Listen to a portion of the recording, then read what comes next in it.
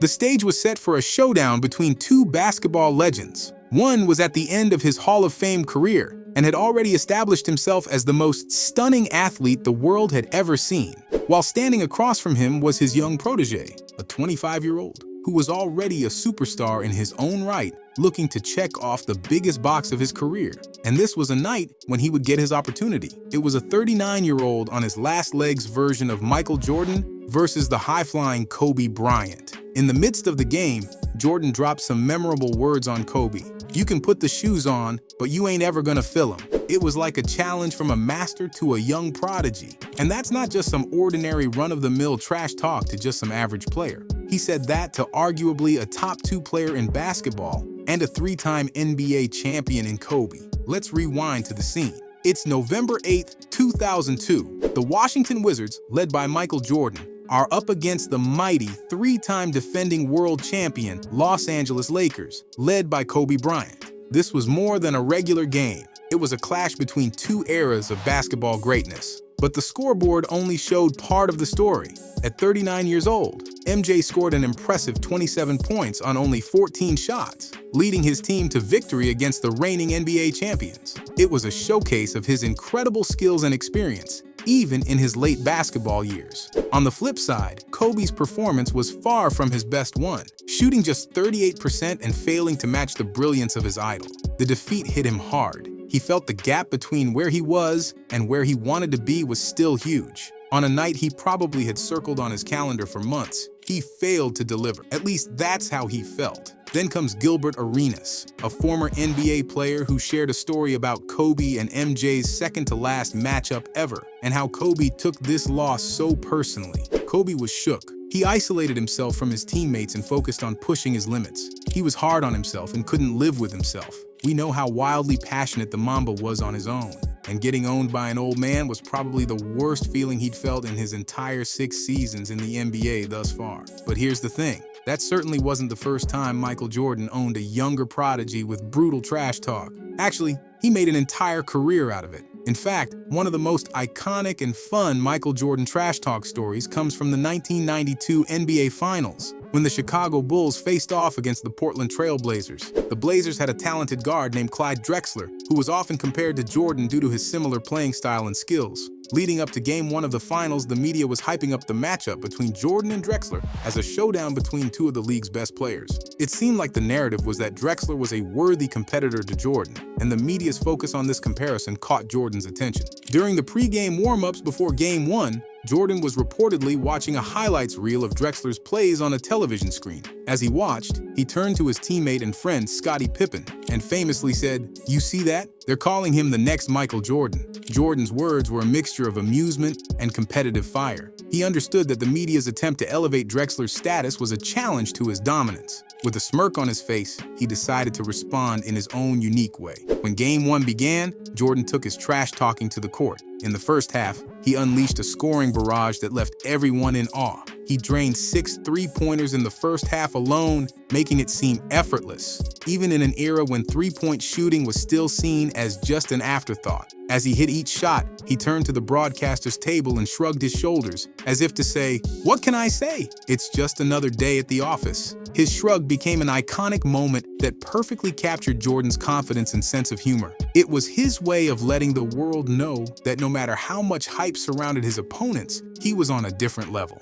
Jordan finished the game with 39 points, and the Bulls went on to win the finals in a dominant fashion, capturing their second consecutive championship. While the media may have tried to build up a rivalry between Jordan and Drexler, Jordan's trash talk and performance on the court silenced any doubts about who the true basketball legend was. This story showcases Jordan's ability to use trash talk to fuel his competitiveness and his knack for turning ordinary moments into unforgettable highlights. It's a reminder of his unparalleled skill, confidence, and ability to make a statement without saying much at all. And coming back to the story about MJ versus Kobe, Kobe might have been down, but he certainly wasn't out, because Kobe got a second chance to face off against MJ. And that chance came at just the right moment, because Michael Jordan was getting ready to retire in just a few weeks as the NBA season was coming to a close. Had Kobe not gotten another shot at MJ, He would have had to stomach that L his entire life, knowing that he never got to prove anything head-on to his idol. Fast forward to that decisive day. The stage was set for a showdown, a game that would redefine basketball history. MJ's words still echoed in the air, challenging Kobe to step up, and Kobe did just that. The court was electrifying as the two giants clashed. Jordan was showing his trademark dominance, scoring the first 11 points for the Wizards. But Kobe wasn't about to be overshadowed. No way.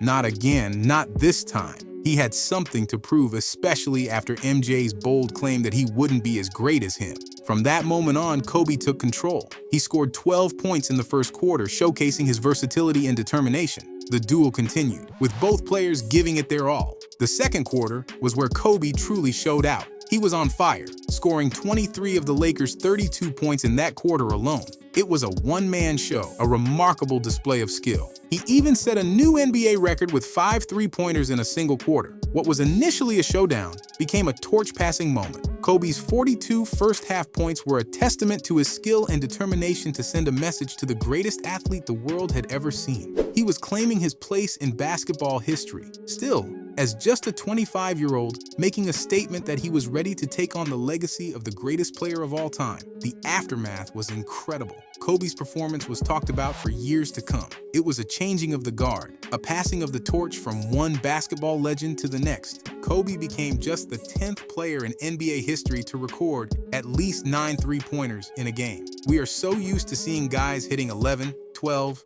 14 three-pointers in the NBA today, so it doesn't sound like that big of a deal. Oh, but it was that big of a deal. If Latrell Sprewell didn't have the game of his life on February 4th, 2003, scoring 38 points and 9 triples, which was just a month and a half before Kobe's 55-point explosion, Kobe's performance would have been the first time a player hit 9 or more three-pointers in a game since 1997. Let that sink in. In 6 long years, no man in the NBA had such a game shooting the ball from the perimeter. The story of that night is a reminder of the power of determination and hard work. But again, those two words only faintly describe the ruthless passion of one Kobe Bean Bryant, because he proved in the end to maybe be the hardest working athlete of all time. Kobe's journey to greatness wasn't easy. He faced challenges and setbacks. The famous airball game as a rookie, the constant comparisons to Michael Jordan. Despite Kobe entering the NBA as an 18-year-old kid out of high school, still needing his parents to supervise his every professional move, and overall, just all the expectations of trying to live up to and ultimately fill the shoes of the man that told you to your face you wouldn't ever be able to. Kobe was him. And that night, he showed the world what he was made of. He proved that he could stand shoulder to shoulder with the best. And as the final buzzer sounded, the basketball world witnessed a moment that would be etched in history. It was more than a game. It was a symbolic passing of the torch, a moment that defined an era. The legacy of that night lives on.